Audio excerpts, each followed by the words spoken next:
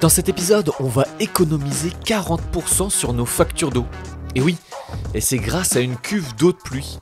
On va vous montrer comment l'installer et surtout comment la raccorder et l'utiliser dans votre maison. Bon épisode à tous.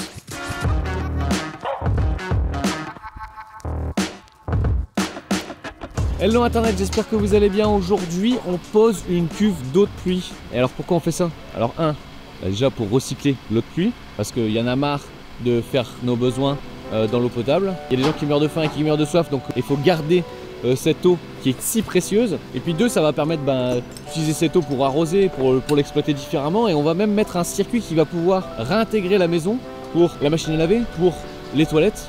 Et du coup on a vraiment un circuit séparé. Donc voilà, c'est un projet en collaboration avec Plasto. Donc c'est les fabricants de cuves, ils fabriquent plein de choses. Je vous mets leur site et leur lien, tout est dans la description. Et aujourd'hui on bosse aussi avec Plume Plastique qui est notre partenaire et qui nous fait de la gentille livraison. Et donc il y a Florian qui nous accompagne sur l'agence de Douai. L'avantage de cette agence, c'est qu'ils sont spécialistes dans la gestion des eaux. Donc c'est eux qui m'ont mis en relation aussi avec Plasto parce qu'ils considèrent que c'est une solution d'avenir et ils ont raison, ils sont experts là-dedans. Donc c'est l'heure de décharger la cuve, on vous montre tout ça, c'est très facile à faire mais il faut juste respecter les consignes évidemment. La cuve, la voici, elle s'appelle Ecociter et elle fait 5000 litres. C'est une cuve que l'on va enterrer. Alors vous avez sûrement par habitude la connaissance des cuves béton, mais on va vous expliquer dans l'épisode pourquoi nous on a opté pour ce genre de cuve.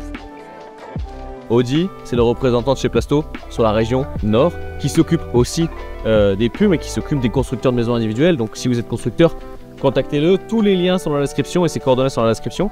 Il va nous accompagner, il accompagne aussi l'entreprise pour qu'elle soit posée dans les règles de l'art. Parce qu'il faut quand même respecter une certaine manière de pose et il y a toujours des choses à respecter. Tout le monde pense savoir poser facilement une cuve, c'est ce que tu me dis tout le temps. Oui, c'est vrai, Alors, absolument. Tout le monde sait poser une cuve apparemment, sauf que il y a quand même des petites consignes à respecter. On est parti sur cette cuve là, mais quel est l'avantage d'avoir une cuve comme ça de 5000 litres en polyéthylène plutôt que par exemple une cuve béton? Elle pèse 225 kg, alors qu'une cuve béton c'est on est sur 2 tonnes 3 pour la même contenance. voilà. Et surtout l'avantage d'avoir quelque chose de 225 kg, c'est qu'on peut la manipuler une fois qu'elle est dans le fond du trou. Voilà, et du coup surtout quand vous avez vos regards et vos évacuations qui arrivent, que ce soit vos arrivées, vos attentes. Quand c'est en cuve béton, bon bah il va falloir faire peut-être quelques coudes ou alors faut tomber tout pile direct. Là l'avantage c'est que on peut la déplacer, on peut jouer avec.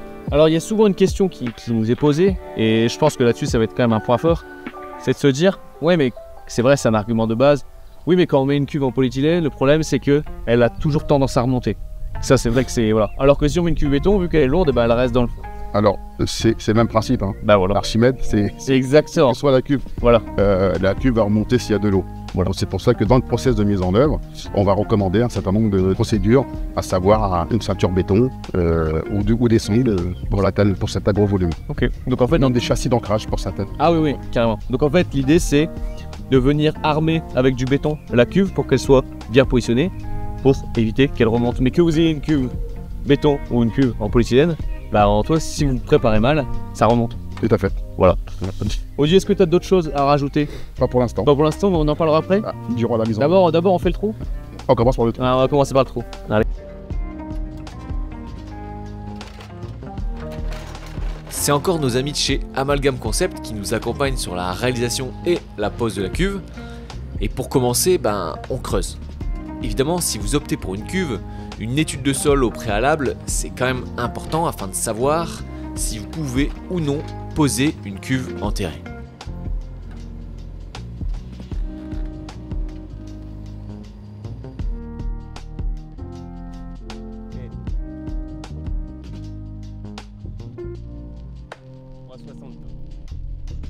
Et comme vous le voyez, il faut se dépêcher parce qu'ici dans le nord, les sols étaient trempés donc ils tenaient absolument pas.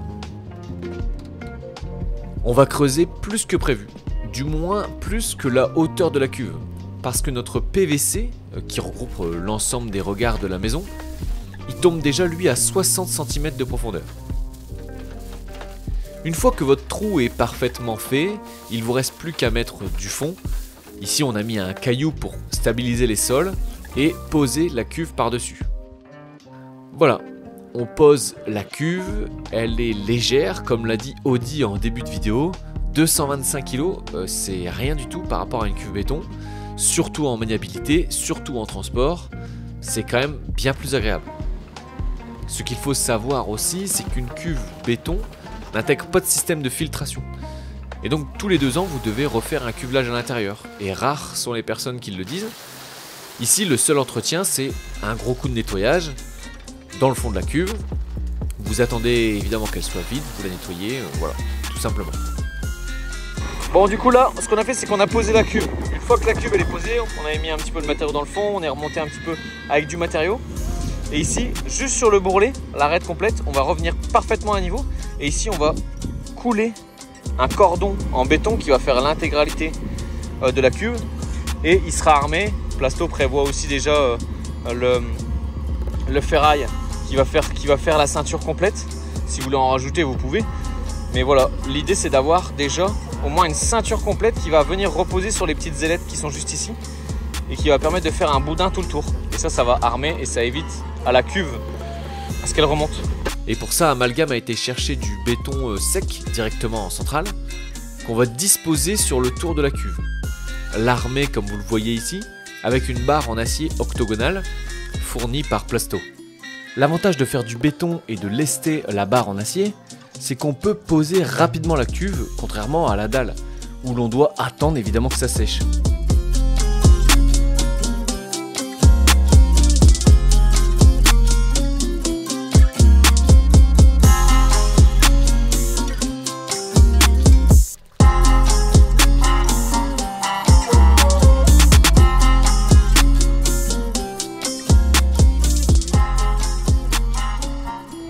Le béton est fait, on peut remblayer. Et ensuite, il faut raccorder vos regards d'eau de pluie jusqu'à la cuve. Nous ici, on a acheté une Reos pour arriver à fleur du futur gazon.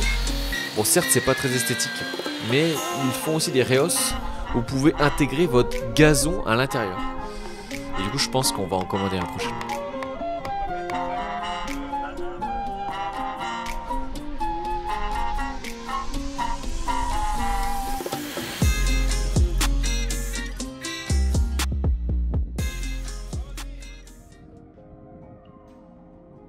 Bon, du coup, on en fait un petit test.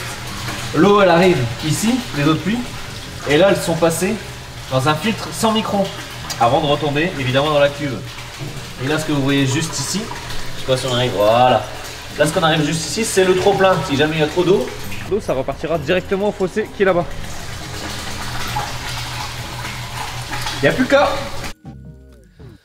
Et voilà, on ferme la trappe d'accès. On finit par remettre l'éther au propre pour attaquer la suite. Ah oui, au fait, on a déjà mis de l'eau dans la cuve pour qu'elle soit bien stable et qu'elle n'évite de remonter juste avec les agrégats. Et maintenant, je vais vous expliquer grâce à ce petit schéma à quoi elle sert finalement cette cuve. Alors on a récupéré l'eau qui tombe des toits de la maison, jusque là rien d'extraordinaire, mais on va pouvoir la réexploiter. Grâce à la pompe qui est intégrée dans la cuve, on a passé évidemment une alimentation électrique et de polyéthylène d'eau. Le premier c'est de l'eau de ville et le second c'est l'eau de pluie qui est dans la cuve. Alors pourquoi ? En fait il ne faut pas mélanger les eaux, parce que si l'eau de pluie est polluée, elle va polluer le reste de votre système. Du coup si votre cuve est vide, vous pouvez lui remettre de l'eau de ville et ne pas toucher à votre système. En fait, vous exploitez uniquement l'eau dans la cuve. L'eau sera donc pompée dans la cuve pour alimenter vos toilettes et même votre machine à laver. Elle passe par différents filtres pour pouvoir l'exploiter. Cette seconde partie, aujourd'hui, faute de budget, on ne l'a pas encore installée. Donc nous, on l'utilisera uniquement pour exploiter l'eau pour le jardin par exemple. Et le surplus, oui, parce que si votre cuve est pleine, parce que dans le Nord-Pas-de-Calais, il pleut souvent, ici on renvoie au fossé juste en face. Alors est-ce que c'est rentable ? C'est une question qu'on va débattre dans les commentaires. Faites-moi vos retours d'expérience. C'est vrai que l'eau de ville n'étant pas chère, alors pourquoi s'embêter ? Certes. Mais je pense que c'est aussi une question de point de vue. Ici dans la maison VPI, on essaye de considérer chaque sujet et limiter notre impact sur l'environnement. Donc certes l'installation a un coût, mais vous réduirez de 40% vos factures d'eau et surtout, vous participez à stocker une ressource importante. L'eau est tout de même précieuse. Bon, du coup, la cuve a été posée et là, en fait, vous voyez, il y a le petit regard en PVC juste ici. Et à cet endroit-là, on va mettre un clapet anti-rongeur pour éviter qu'il y ait des rocs qui aillent dans la cuve, quoi. Donc là, je l'ai commandé chez Leroy Merlin. Il va arriver d'ici quelques jours. Mais voilà le travail. Bon, ici, la terre, elle va un peu s'affaisser. C'est un peu normal avec le temps. Mais ici, on va tout retourner, puis on va faire un gazon nickel dans un premier temps. Et dans un second temps, l'idée ici, c'est de faire ça.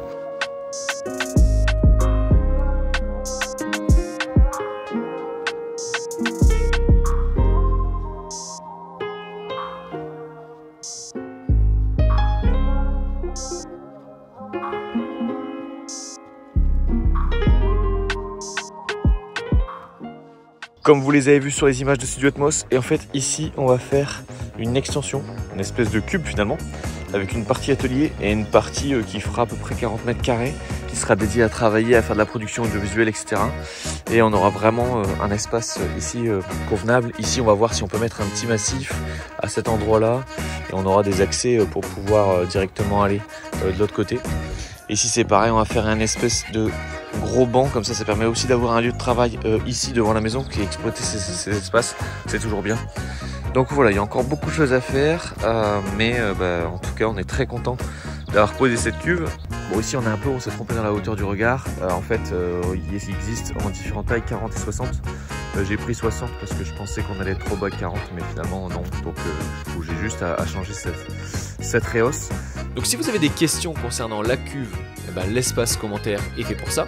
On mettra l'ensemble des références dans la description de la vidéo. Vous pouvez contacter l'agence de Douai chez Plume Plastique pour tout renseignement ou directement Plasto sur leur site web. Merci à eux pour leur confiance. On se retrouve prochainement pour la pose de gazon en rouleau. Et oui, on va voir comment sont récoltés ces fameux rouleaux et surtout comment bien préparer son terrain avant la pose. C'était Lucas pour VPI.